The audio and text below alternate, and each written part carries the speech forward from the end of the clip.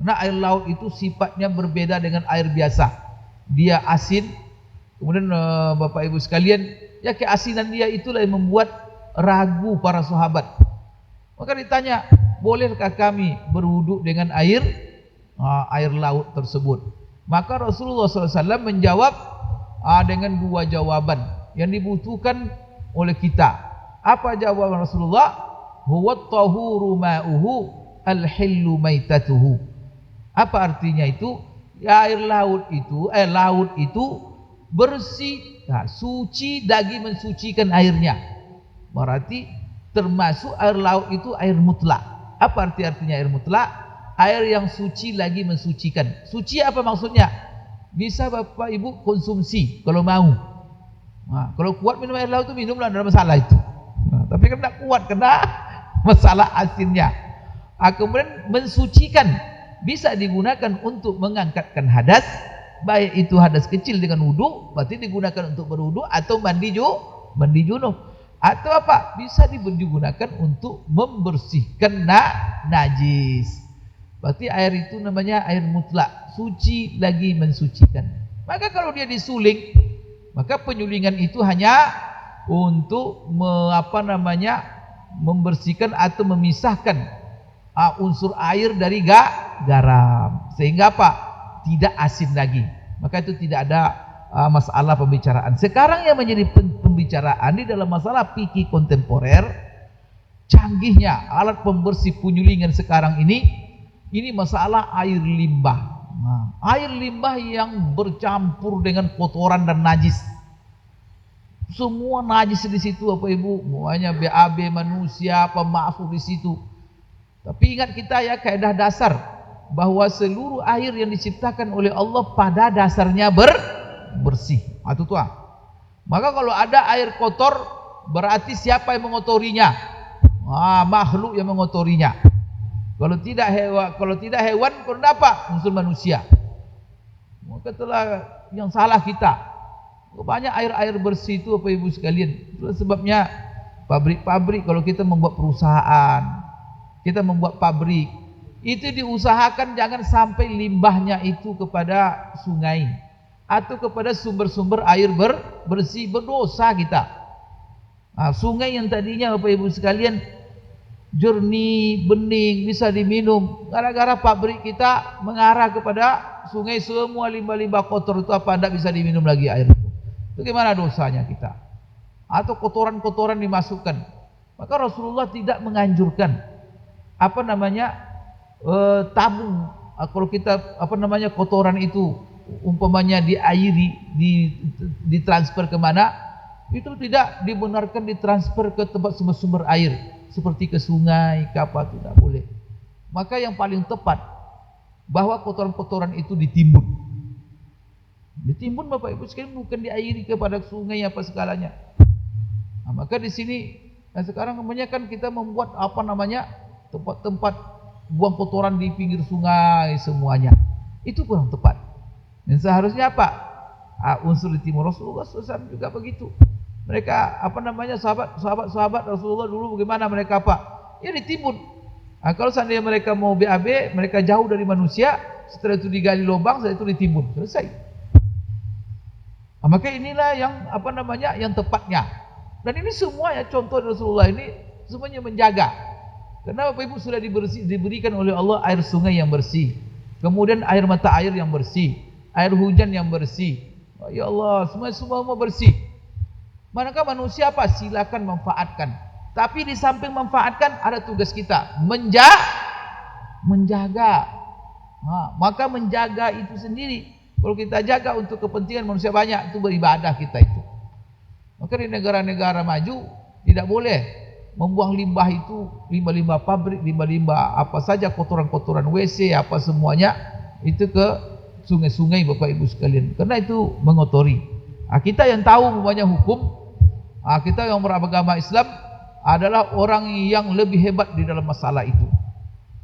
Salah satu hadis yang sahih yang dipesankan Rasulullah kepada kita dalam menjaga air ini adalah hadis tidak boleh kita Bapak Ibu sekalian buang air kecil atau buang najis di air yang menggenang. Maka di dalam sebuah hadis itu, la yabulanna ahadukum fil ma'id daim summa yaghtasilu fihi. Apa artinya? Jangan seorang kamu, kata Rasulullah SAW, kencing di dalam air yang menggenang. Setelah kencing dia di situ, mandi pula dia di situ. Itu gimana itu? Kan ngeri itu. Karena kalau kita tidak mandi, nanti kita kencing, nanti ada orang tidak tahu, nanti masuk situ dia. Nanti ada hewan-hewan yang juga Bapak Ibu sekalian. Bahkan hewan-hewan kita perhatikan di dalam masalah kebersihan ini. Coba bayangkan, Rasulullah SAW ada 3 pekerjaan yang dilaknat, kata Rasulullah. Ittaqu al-mala'in al-salas. Hindari oleh kamu pekerjaan 3 pekerjaan yang dilaknat. 3 pekerjaan yang dilaknat. Apa itu? Pertama sekali apa? Buang air besar, buang kotoran di tengah jalan manusia. Boleh itu. Kalau kita buang kotoran di jalan manusia, kita punya sampah bau sekali, buang tengah jalan. Sehingga orang semua tutup. Itu Bapak Ibu sekalian, setiap orang terganggu dosa kita itu. Bahkan Rasulullah katakan, hindari itu pekerjaan laknat yang 3. Juga di pinggir-pinggir jalan tempat orang lewat. Maka kalau rumah kita tempat orang lewat, hindari bau-bau semuanya. Jangan sampai orang membau sesuatu yang apa. Maka tanah itu, subhanallah, unsur tanah itu sudah ciptakan Allah. Kalau dikubur sesuatu yang bau, itu hilang semua, ya kan? Sedahsyat apapun bau. Maka salah satu yang dahsyat itu bangkai manusia baunya. Bangkai manusia ini baunya dahsyat itu kalau dibiarkan. Lebih dahsyat dari bangkai hewan yang ada. Maka dikuburkan, kan tidak ada lagi. Maka itu dahsyatnya tanah itu. Kenapa kita di masalah air? Kalau air itu apa? Dijaga kebersihannya. Maka ini 3 yang laknat, apa lagi kata Rasulullah? Membuang kotoran di jalan, di tengah jalan orang. Yang kedua, membuang kotoran di tempat orang berkumpul, atau di tempat berkumpulnya orang banyak, atau di tempat orang persinggahan orang, di tempat berteduhnya orang. Kalau di Arab dulu zaman Rasulullah itu begitu. Kan ada orang Bapak Ibu sekalian, mereka kan biasa perjalanan di padang pasir. Tapi ada kayu-kayu besar kadang-kadang, di situ langganan mereka untuk istirahat berteduh, kena panas. Ada kayu biasanya itu. Kayu besar itu apa? Dilarang memotongnya. Kemudian di bawah kayu itu ada orang nanti buang kotoran. Seharusnya orang duduk di sana tidak ya? Gimana itu? Terganggu. Ini semuanya Masya Allah, halusnya Islam itu sampai di situ. Bagaimana kita menjaga ketentraman, kenyamanan untuk orang banyak. Maka fasilitas-fasilitas umum.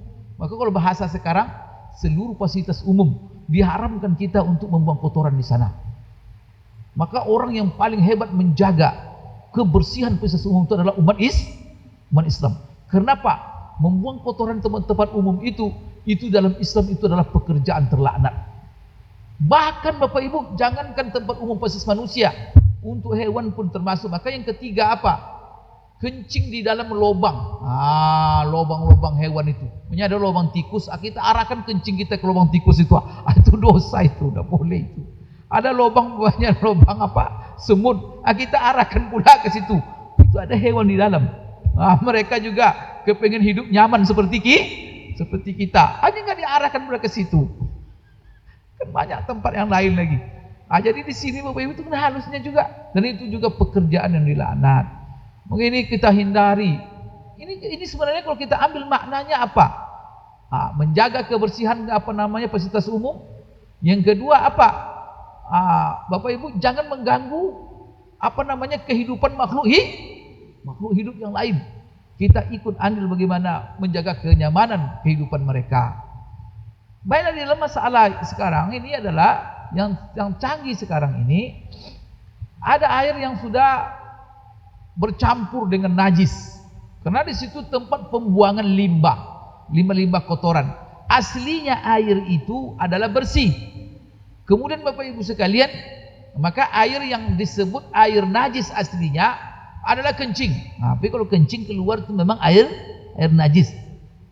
Maka Bapak Ibu sekalian, benda najis ini ada namanya najisun, ada namanya mutanajjisun.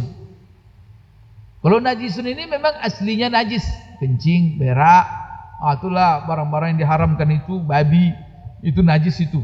Bangkai, darah, itu benda-benda najis. Tapi kalau air ini, air yang disebut dengan air yang mutanajjis, aslinya air itu adalah bersih, kemudian dicampuri oleh najis. Apakah air itu banyak atau sedikit? Dan air itu Bapak Ibu sekalian, karena gara-gara dicampuri oleh barang-barang yang najis ini, kemarin kan kita berbicara tentang dicampuri oleh barang yang bersih. Karena ini dicampuri oleh barang yang najis, maka apabila najis itu merubah salah satu sifatnya, air itu menjadi air najis atau disebut dengan air mutanajjis. Sekarang dengan teknologi yang canggih dan susahnya air di sebagian negara, sumber air itu susah. Tetapi mereka bisa menemukan dan merakit sebuah teknologi yang bisa memisahkan Bapak Ibu sekalian air ini daripada najis yang bercampur dengannya. Yang awalnya dia bersih dicampuri oleh najis menjadi air najis, sekarang ada alat pembersih Bapak Ibu sekalian. Dengan alat pembersih itu maka air itu menjadi bersih. Bisa dia memisahkan najis daripada air, seperti penyulingan tadi bisa memisahkan garam daripada air, sehingga air laut menjadi tawar, air limbah yang kotor menjadi air yang bersih. Sekarang air yang bersih seperti ini apa hukumnya? Di dalam agama kita itu memang sudah diatur Bapak Ibu sekalian. Karena memang ada benda-benda ini asalnya bersih, bisa dia menjadi najis. Kemudian ada benda najis, kemudian apa? Bisa dia berubah menjadi bersih. Perubahan ini bisa perubahan dengan alat, itu teknologi. Kadang-kadang perubahan itu bisa saja dengan Bapak Ibu sekalian masa berlalunya, atau karena dirubah tabiat tempatnya. Contoh ya, umpamanya kalau Bapak Ibu memeras membuat anggur itu menjadi jus atau perahan anggur, kan ada masalah itu kalau perahan anggur itu. Kalau dia perah anggur itu langsung diminum, no problem, tak ada masalah, dan itu bersih. Tetapi kalau seandainya dilakukan fermentasi terhadap perasan anggur tersebut, anggur yang diperas itu, sehingga keluar mengeluarkan air tinggal air, lalu nanti dilakukan fermentasi dalam waktu tertentu, disimpan di tempat yang agak panas, yang hangat, lalu apa? Jadi khamar dia. Maka ketika dia jadi khamar, perasan anggur tadi yang bersih jadi najis. Itu jadi masalah, jadi najis dia. Tapi coba, kalau setelah dia menjadi khamar dan najis, itu bisa lagi berubah dia. Kalau difermentasi terus lama, maka yang khamar tadi kalau dibiarin terus, maka Bapak Ibu sekalian, unsur khamarnya hilang, maka dia menjadi cuka. Jadi menjadi cuka dia. Coba bayangkan, mulai dari bersih bisa dia menjadi najis. Dari najis nanti dengan kondisi waktu tadi fermentasi tadi, dia bisa menjadi suci kembali. Kalau khamar itu berubah dia menjadi cuka, maka dia menjadi barang yang bersih dan halal maka tidak ada masalah. Kalau dia sudah menjadi cuka, dan itu orang-orang ahli tahu dia itu. Kalau kita yang tidak buat itu apa? Maka Rasulullah SAW itu juga salah satu yang pernah dimakan itu ya cuka. Cuka itu memang kalau tidak ada makanan-makanan lain lagi, sudah menjadi makanan paling rendah lah itu. Campur untuk makanan-makanan lain, campur roti, campur apa. Cuka itu tapi itu adalah hasil fermentasi setelah khamar. Air juga begitu. Maka kalau seandainya Bapak Ibu sekalian berubah dia dari bersih menjadi najis, maka ketika dia najis tidak bisa dimanfaatkan. Kalau najis nanti dia berubah kepada bersih, maka dia menjadi bersih. Begitu juga. Tapi tadi itu bukan dengan alat, tapi dia dengan proses fermentasi. Tapi kalau ada alat yang bisa membersihkan, bagaimana hukumnya? Maka di sini juga Bapak Ibu sekalian namanya al-istihala. Di sini para ulama memandang bahwa air yang seperti ini Bapak Ibu sekalian adalah selama dia bersih, maka hukumnya adalah air yang bersih. Maka tidak ada masalah. Kita gunakan air ini untuk bersuci, dan air ini juga Bapak Ibu sekalian mensucikan. Kalau sanggup kita umpamanya, ya tapi kan ya kadang-kadang kalau untuk diminum, ini masalahnya Bapak Ibu sekalian, tidak seluruh barang-barang bersih itu lalu kita bisa minum.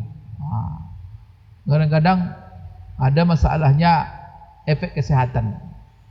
Efek kesehatan ya gara-gara kita umpamanya tensi tinggi, bukan barangnya yang haram. Maka kalau tensi tinggi jangan makan durian, bukan duriannya yang haram, tapi kondisi badan kita tidak mengizinkan. Kalau dipaksa juga nanti makan durian tensi tinggi, awet nanti kan. Atau umpamanya apa, kolesterol lagi tinggi, jangan makan makanan ini kata dokter. Bukan berarti apa makanan itu haram, tetapi kalau dokter sudah menasihati jangan makan kata dokter, menimbulkan bahaya. Bapak Ibu makan juga, itu nanti apa, bisa nanti jatuh kita kepada memberi mudarat kepada diri itu. Kata dokter ahli yang amanah. Karena ada orang sekarang kan, jangan dipedulikan dokter itu. Biar masa semuanya masa pucuk ubi aja lagi kita dibolehkan memakannya. Yang tidak aja. Bapak Ibu sekalian, kena menjaga kesehatan kita ini kan begitu. Kita diberikan oleh Allah ini semua nikmat ini apa semuanya ya. Semua nikmat ini Bapak Ibu sekalian, salah satu kita pakai apa yang diridai oleh Allah. Yang kedua kita jaga. Maka salah satu bentuk mensyukuri nikmat itu menjaga, melestarikan nikmat itu sendiri. Maka orang kalau sembarangan dengan badannya, dengan apa tidak dijaganya, maka itu berdosa dia itu. Berarti itu termasuk tidak mensyukuri nikmat Bapak Ibu sekalian. Maka sekarang masalah air itu. Maka air ini Bapak Ibu sekalian adalah air bersih dia, selama memang najis yang tadi bisa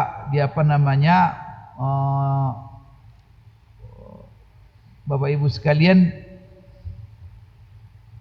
dipisahkan najisnya. Memang ada sebagian ulama mengatakan tapi pendapat ini tidak diapakan, tidak pendapat yang kuat, yang mana mereka mengatakan bahwa cara-cara seperti ini tidak membuat air itu bersih. Atau Bapak Ibu sekalian, dia mengkhususkan. Cuman begini Bapak Ibu sekalian, ini perlu ditanya nanti. Ketika ada penyulingan air limbah itu, kenapa prosesnya itu bertingkat-tingkat? Ini mohon maaf. Pokoknya ada proses pertama. Kadang-kadang itu barangkali dia melalui 7 proses.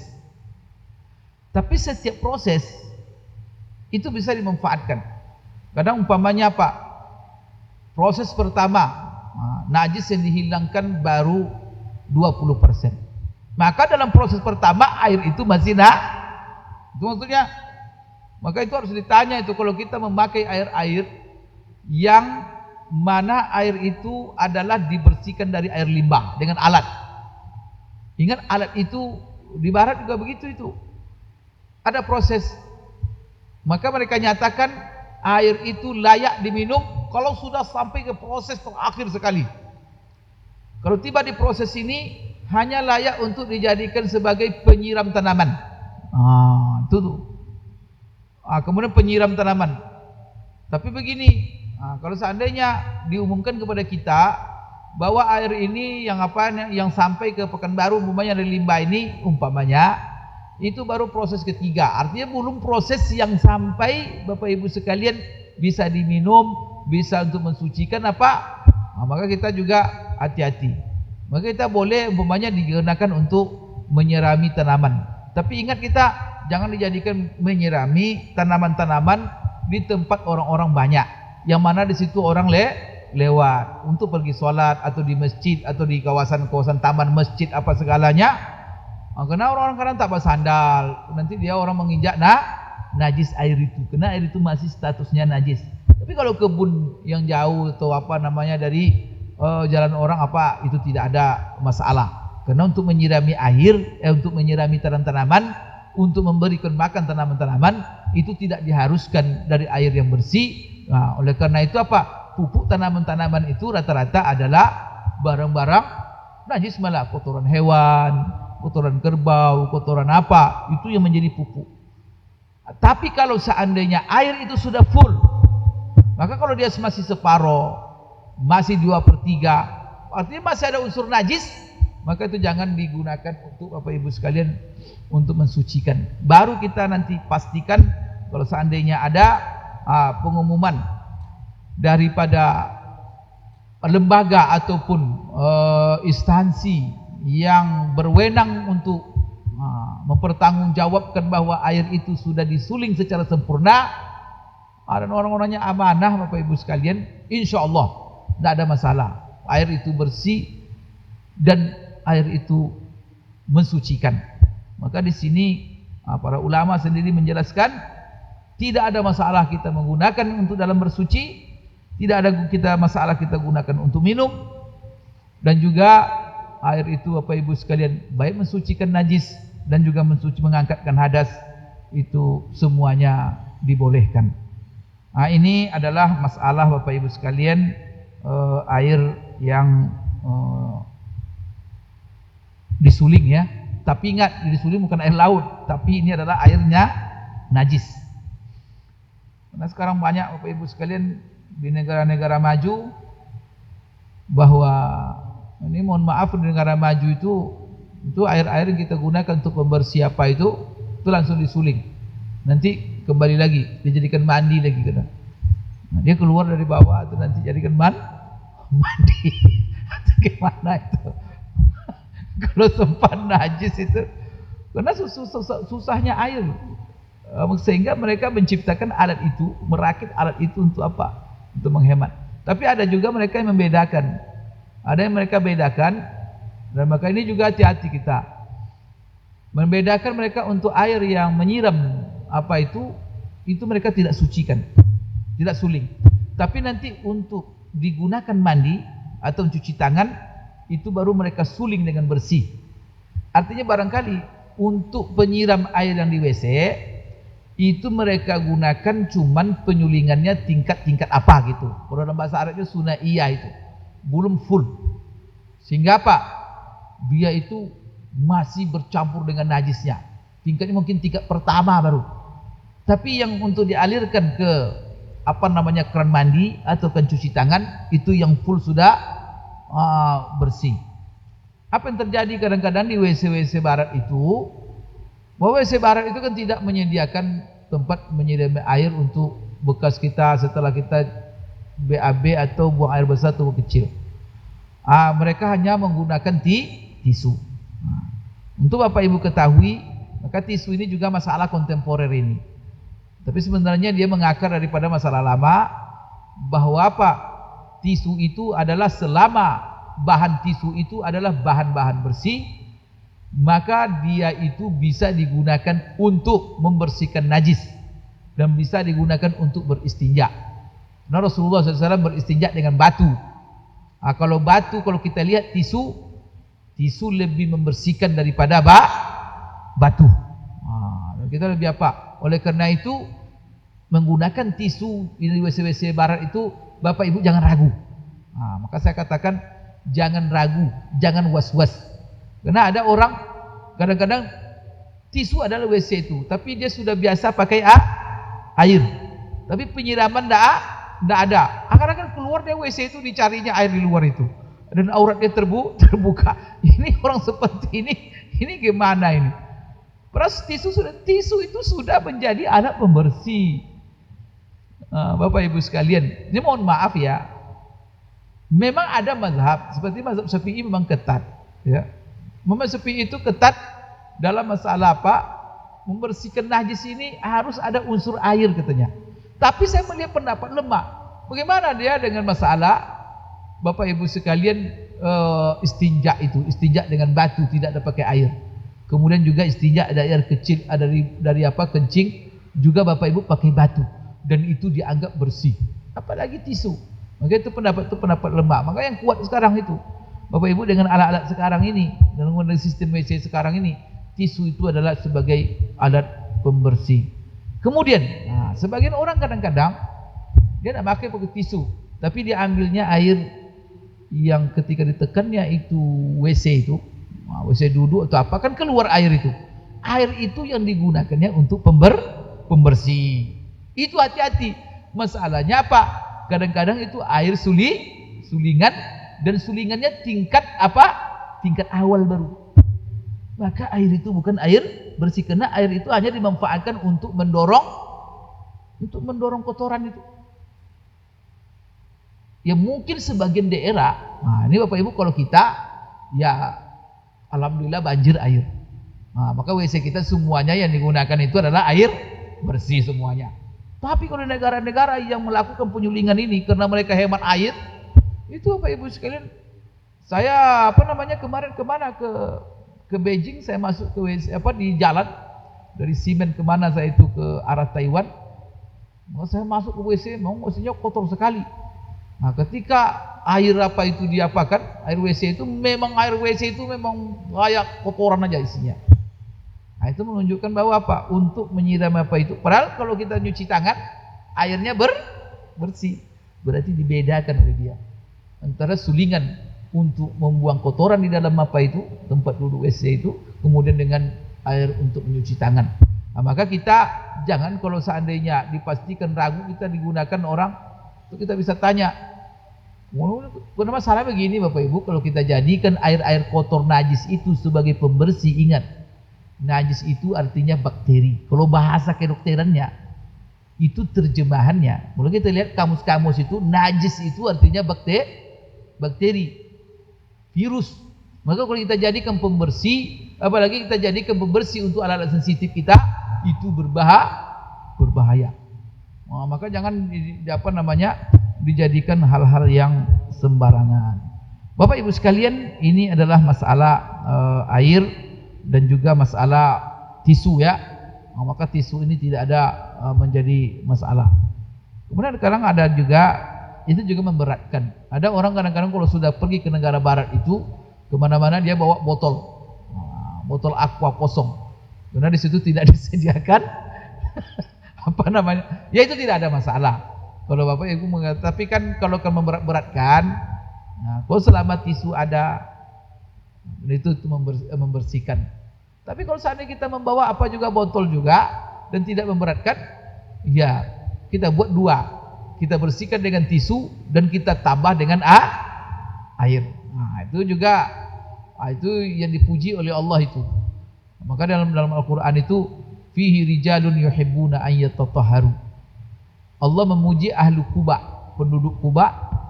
Maka salah satu sebabnya kenapa dipuji oleh Allah, di dalam Al-Quran itu Allah sebut kenapa dipuji, apa mereka dipuji. Fihi rijalun, di dalam negeri Quba itu, di kampung Quba itu terdapat orang-orang yang sangat cinta sekali kepada kebersihan. Coba Islam itu Allah langsung menyebut komunitas orang yang mana orang-orang itu suka bersih, dan Allah abadikan dalam Al-Quran yang dibaca oleh umat manusia nanti sampai hari. Karena yang ditaruh Allah Al-Quran itu bukan main-main, itu akan dibaca dan akan menjadi pedoman. Maka di situ fihi rijalun, di Quba itu terdapat orang-orang yang sangat cinta kepada kebersihan. Allahu Akbar. Sempat kan orang Pekanbaru cinta kebersihan dalam Quran, kemana lagi kira itu. Ini yang disebut ahli Quba. Apa unsur kebersihan yang mereka praktekkan dalam kehidupan mereka sehari-hari? Dalam tafsir itu disebutkan Bapak Ibu, cara mereka beristinja. Maka cara mereka beristinja menggabung antara dua. Pertama, mereka beristinja dengan batu. Setelah mereka beristinja dengan batu, mereka baringi dengan air. Sehingga betul-betul mereka memperhatikan faktor kebersihan. Dan Allah puji itu. Sebenarnya kan ini masalah sederhana menurut kita. Apa pula dimasukkan ke dalam Al-Quran. Tetapi sebenarnya apa? nilai kebersihan itu sendiri yang ditonjolkan di situ.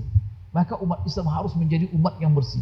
Terus sebabnya apa? Tempat-tempat umum umat Islam itu harus menjadi tempat yang paling bersih. Masjid-masjid kita harus menjadi masjid yang paling bersih, paling rapi. Pokoknya menjadi contoh keindahan.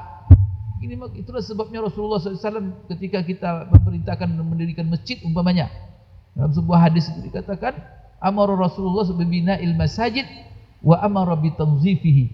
Itu Bapak Ibu sekalian, Rasulullah memerintahkan kita untuk membangun masjid setiap kampung. Dan kemudian apa kata Rasulullah dalam hadis itu? Dan Rasulullah memerintahkan untuk membersihkannya. Berarti menjaga kebersihan. Apalagi itu tempat simbol-simbol umat Islam. Maka kalau masjid kita kotor, nanti dinisbatkan kepada kita. Tempat-tempat fasilitas kita nanti tidak bagus, negeri kita, maka kalau di mana umat Islam sebenarnya tinggal, Bapak Ibu sekalian, di situ mayoritas, maka kebersihan terjaga. Kenapa? Karena yang menyuruh mereka itu bersih bukan peraturan daerah, bukan peraturan pemerintah, tetapi yang menyuruh mereka bersih adalah agama, akidah. Maka kita praktekkan Islam ini secara keseluruhan, Bapak Ibu sekalian. Seperti tadi itu, dilarang kita kencing di air yang menggenang. Itu kalau dikaji secara ilmu kesehatan itu dahsyat sekali. Bagaimana air yang menggenang? Air menggenang, got-got kita yang menggenang. Maka jangan dibiarkan mereka itu got-got kita menggenang. Kalau seandainya kita kencing di tempat. Karena sekarang kan kencing di tempat saluran air. Air itu ada di parit-parit kita. Itu air kencing ke situ. Maka kalau seandainya akan kencing kita arahkan ke sana, Bapak Ibu sekalian, itu hendaknya air itu mengalir. Jangan sampai dia mengendap. Kalau mengendap nanti kencing disalurkan kepada parit itu, kemudian mengendap air itu kotoran bakteri isinya itu penyakit. Itu sebenarnya kenapa diperintahkan oleh Allah? Kalau Allah kan tidak menyebut itu kan menimbulkan penyakit ini, penyakit ini. Sekarang diteliti secara ilmu kesehatan bahwa itu berbahaya sekali. Tapi agama sudah melarang. Maka kaedahnya dalam agama itu, apapun yang dilarang oleh agama, dan tidak mungkin agama melarang kecuali apa? Karena dalam larangan itu terdapat bahaya. Sekarang telitilah secara apa saja oleh manusia, secara kesehatan bahayanya, apa bahayanya. Maka bagusnya Pak, ini pesan kita kepada anak-anak kita, kalau kan tidak bisa kita menjaga parit itu, daripada untuk menjaga supaya airnya selalu mengalir, kadang-kadang kita tidak jaga, mengendap air, maka pesan keluarga kita, jangan kencing di tempat saluran itu, maka kencing kita di WC-nya. Karena kalau WC itu dia pergi semuanya ke tempat penimbunannya, septic tanknya, maka ke situ diarahkan, dan itu terjaga. Itu Bapak Ibu sekalian, itu perlu, itu kan ini masalah-masalah sederhana ini. Tetapi Bapak Ibu sekalian, kalau seandainya semuanya kencing nanti tidak ke arah WC, itu nanti mengendap airnya, itu bukan kita memberi mudarat kepada kita saja, kita punya tetangga, apalagi rumah rapat, maka kita punya kontribusi menyebarkan sesuatu penyakit di tengah-tengah manusia. Ini tidak baik Bapak Ibu sekalian. Dan ini semuanya adalah perintah Islam, dan ini kita pelajari sebenarnya dalam ilmu maqasid syariah. Maka semuanya mulai daripada aturan-aturan seperti ini, ujungnya adalah bersih. Turunnya Rasulullah SAW, adanya Rasul tengah-tengah kita, salah satu tujuannya adalah untuk bersih. Bapak Ibu sekalian, ada satu masalah ingin saya jelaskan lagi dalam masalah ini, masalah meski temporer, yaitu ini masalah yang berhubungan dengan bersuci juga, tapi ini berhubungan dengan berwudu. Dengan berwudu ini masalah apa? Sekarang ini canggih ilmu kedokteran gigi, bahwa gigi itu Bapak Ibu sekalian sekarang bisa dipasang-pasang. Maka biasanya orang-orang tua kalau giginya sudah habis, maka dia buat gigi palsu. Gigi palsu ini ya pertama sekali bisa saja untuk pengobatan, bisa saja untuk Bapak Ibu sekalian, ya karena dia butuh untuk buat gigi palsu. Gigi palsu ini ada dua. ada yang ditanam permanen, ada yang bisa dicopot, dicopot-copot.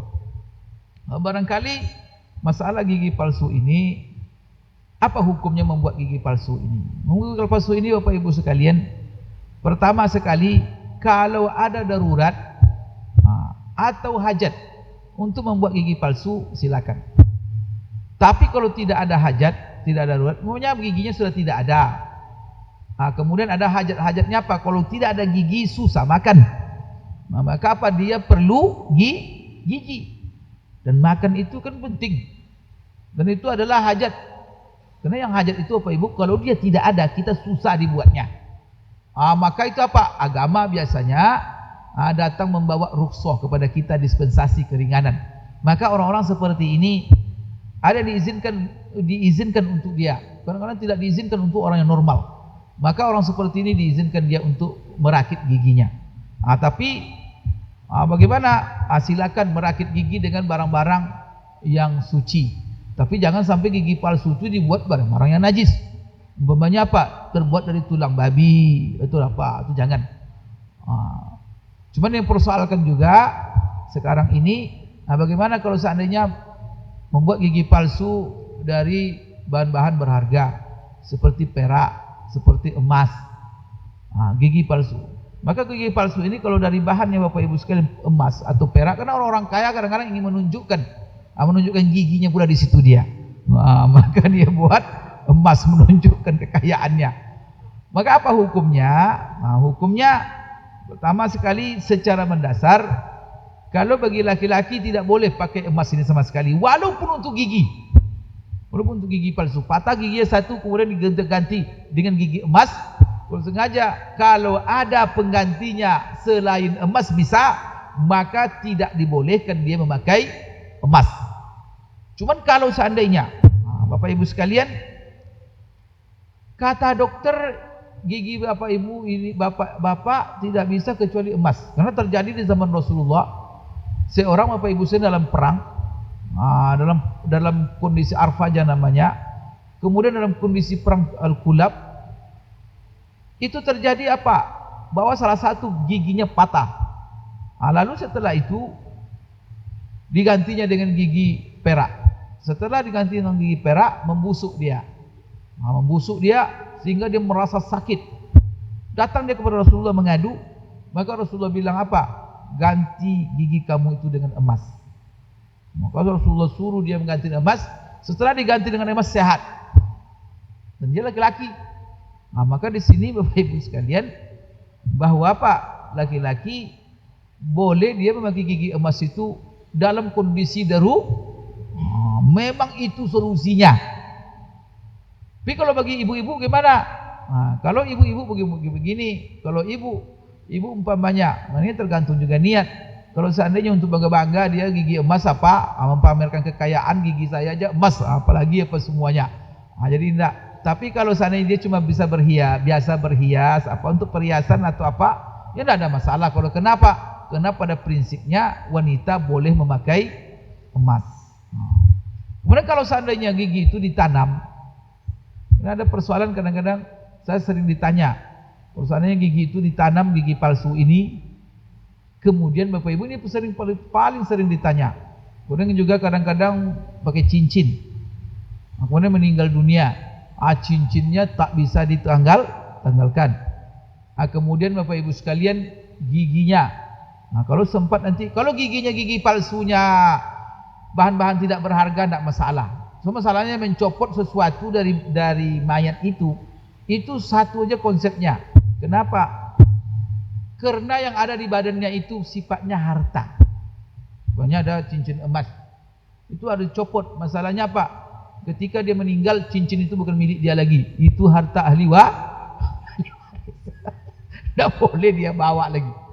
Itulah sebabnya Bapak Ibu sekalian, kalau seandainya ada mayat yang dia membawa perhiasan emas, tak bisa dicopot kecuali dengan merusak badannya. Itu tidak boleh dicopot itu namanya muslah.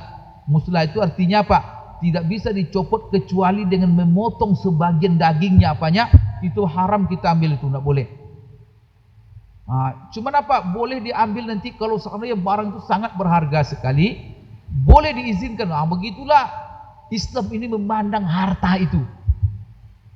Gimana? Diperkirakan kalau mayat itu nanti sudah lunak, sudah membusuk atau apa-apa, sudah habis, itu diizinkan untuk menggali hanya untuk mengambil perhiasan. Karena dikuburkan perhiasan itu merupakan satu pekerjaan yang mubazir. Sampai di situ itu diizinkan dia, tapi pun jangan merusak.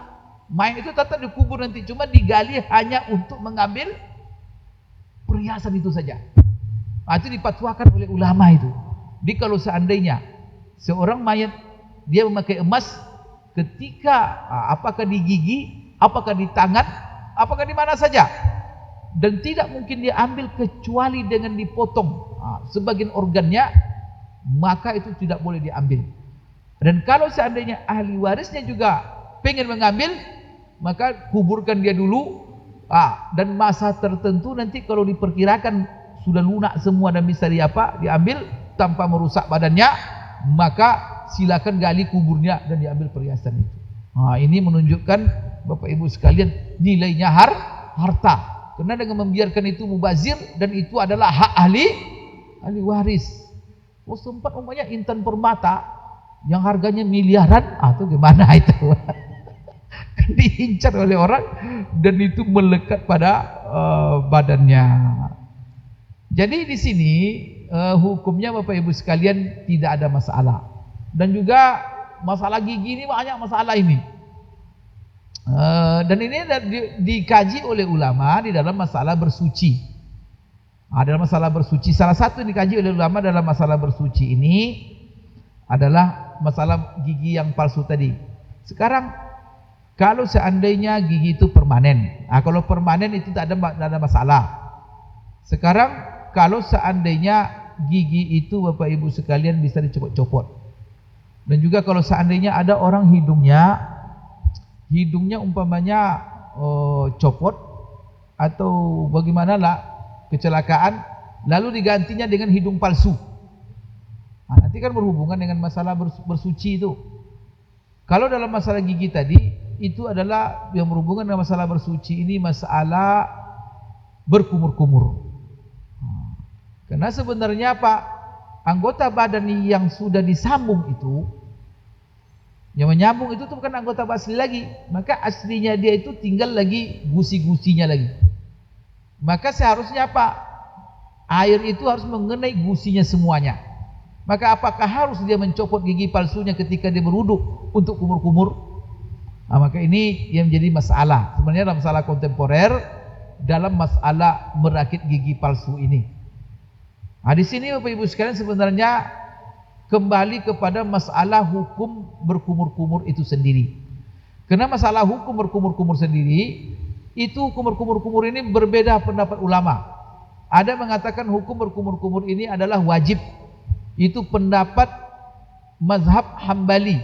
Maka orang Saudi sana, itu Bapak Ibu sekalian, menurut pendapat ulama mereka dan fatwa ulama mereka sampai sekarang, berkumur-kumur dan memasukkan air ke dalam hidung itu dalam berwudu hukumnya adalah wajib, dan bagi mereka itu salah satu anggota wudu, wajib hukumnya. Kalau Bapak berwudu sedang haji di sana, dia pas berwudu tidak kumur-kumur, itu ditegur mereka itu. Bapak salah dalam berwudu. Tapi di dalam mazhab Syafi'i, dalam mazhab jumhur ulama, rata-rata ulama mengatakan bahwa berkumur-kumur dan memasukkan air dalam hidung itu hukumnya adalah sunat. Maka dia masuk dalam sunat berwudu saja. Jadi kalau persoalan ini apakah perlu dicopot atau tidak, itu kembali kepada mazhabnya. Kalau mazhabnya itu mazhab Syafi'i yang mengatakan sunat, maka tidak wajib mencopotnya. Karena masalahnya sunat. Tapi kalau ingin dia meraih pahala berkumur-kumur itu dan bisa dia dicopot gigi itu, maka lebih baik dia copot untuk meraih pahala berkumur-kumur itu sendiri. Tapi ini dilaksanakan sendiri oleh nenek kita. Maka nenek kita rata-rata kalau giginya gigi bisa dipasang-pasang, maka pas berwudu itu apa? Ada copot dulu. Itu bagus itu. Itu dia untuk apa? Mendapatkan pahala berkumur. Karena tidak berkumur-kumur pun tidak ada masalah. Karena itu hanya sunat. Tapi bagi pendapat mazhab Hambali, kalau selama bisa dicopot, maka itu wajib dicopot. Supaya apa? Supaya dia mengenai Bapak Ibu sekalian apa namanya bagian kulit yang asli itu. Karena yang sudah dipasang itu adalah yang palsu. Kemudian kalau di dalam masalah Bapak Ibu sekalian, kalau ada orang hidung buatan, hidung palsu, kemudian tangan adalah tangan palsu, itu bagaimana cara dia berwudu? Apakah cukup? Apakah harus mencopot-copot tangan palsu itu? Maka kalau di sini kalau seandainya permanen Bapak Ibu sekalian dan itu susah mencopot-copotnya, maka apa? Maka cukup, maka tidak perlu dicopot dan dia berwudu. Kan begini sekarang hidungnya. Kalau seandainya dia putus bagian depannya diganti dengan yang palsu. Pasti ketika menempelkan itu ada bagian yang tertutup. Seperti kita pakai cincin. Pakai cincin ini kalau cincinnya ketat, itu pasti ada bagian kulit yang tertutup. Padahal dalam kaedah bersuci itu, dalam kaedah berwudu Bapak Ibu sekalian, wajib tuh sepakat semua ulama mengatakan di dalam berwudu itu wajib meratakan air kepada seluruh anggota yang wajib dibasuh. Harus sampai. Maka tidak boleh ada penghalang. Maka tak sah wudu seseorang kalau seandainya dalam anggota badan yang wajib dibasuh itu ada penghalang sampainya air. Itu tuh kaedahnya itu. Maka kalau seandainya hidungnya sudah copot, maka bekas copot itulah anggota yang wajib dibasuh. Sekarang ditempelnya dengan yang palsu, terhalanglah dengan yang palsu itu masuknya air. Itu bagaimana itu? Maka dibicarakan harus dicopot ya ketika berwudu supaya maka tergantung, kalau bisa dicopot dia tidak ada masalah. Copot aja lah taruh. Tapi kalau seandainya di situ ada haraj, susah sekali, apalagi dia ditanam permanen, maka Bapak Ibu sekalian tidak ada masalah bahwa seseorang tidak mencopot dan wudunya sah. Karena apa? Di situ Bapak Ibu sekalian dalam kaidah syariah itu begitu. Idza dhaqal amru ittasa, al-masyaqqatu tajlibut taisir. Bahwa segala yang menyulitkan itu pasti mendatangkan kemudahan. Dan juga ada menjadi dasar Rasulullah SAW sendiri, dia itu pakai cincin. Di dalam hadis-hadis yang sahih, dia itu untuk berwudu, jarang dia Bapak Ibu sekalian menanggalkan cincinnya. Rasulullah itu kalau menanggalkan cincinnya, kalau dia pakai cincin yang ada lafaz Allah, kalau dia mau ke WC baru dia tanggalkan. Tapi kalau berwudu dia tidak tanggalkan. Maka dari hadis ini ulama mengambil kesimpulan, sebagian ulama mengambil kesimpulan apa? Tidak perlu kita menanggalkan cincin dalam berwudu. Sekalipun katanya tidak sampai air ke dalam ke bawah areal cincin itu. Tapi sebagian ulama tidak begitu dirincikannya. Kalau kita pakai cincin, lihat kalau seandainya cincin itu lapang dan ketika kita membasuh anggota badan kita, kita pastikan bahwa air itu sampai ke dalam cincin itu, maka tidak ada masalah.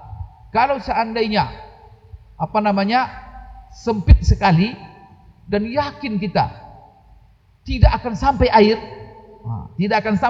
ke dalam maka itu wajib dicabut setiap kita mandi junub dan setiap kita berwudu.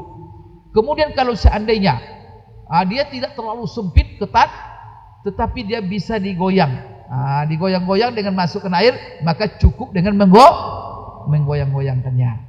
Itu Bapak Ibu sekalian rincian, dan saya lebih tenang itu kepada pendapat ini, karena itu bisa kita lakukan. Dan Bapak Ibu sekalian dan itu mudah. Tapi kalau sudah sampai ke tingkat sulit, seperti yang ditanam anggota permanen, tangan yang permanen, itu mencopotnya itu butuh biaya pula. Setiap dicopot datang ke dokter spesialis itu kan kacau. Setiap berwudu datang ke dokter, setiap itu datang dokter pula yang memasang, yang mencabutnya. Ini tidak agama, tidak Bapak Ibu sekalian mempersulit setingkat itu.